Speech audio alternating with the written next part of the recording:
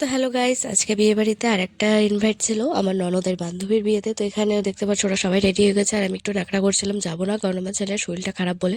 তো সবাই বলছিল বেশি দেরি করবো না, তাদের খেয়ে দিয়ে চলে আসবো, তো সেই জন্যই চলেই আসলাম লাস্ট মুহূর্তে। এখানে কনের সাথে একটু হাই করে নিলাম, আর কি সুন্দর লাগছিল ওকে দেখতে। তো এখানে কনে দেখি কান্নাকাটি শুরু করে দিয়েছে, কারণ ওর আর এক বান্ধবী আসতে পারিনি কিছু কারণের জন্য, সেই জন্য। তো এখানে বর এন্ট্রি নিয়ে নিয়েছে, আর শালি পা ধুয়ে টাকা চাইছে, সেই নিয়ে ওদের মধ্যে কথাবার্তা হচ্ছে।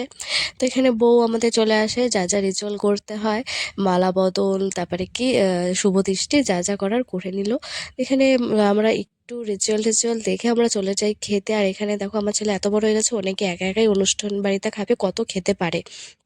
তো যাই হোক, তো আমরা খেয়ে দিয়ে আসার পথে আমার ছেলে আর ওর বাবা দুজনে নাচ শুরু করে দিয়েছে, এমন পাগলা ডান্স দিয়েছে। আর আমার ছেলে যে পাকা পাকা ভাব, কিছু বলার নেই। যাই হোক, তো আমরা বাড়িতে চলে আসি, এসে এখানে ওর বাবা ওকে পোজ বলছে, ফটো তুলবে।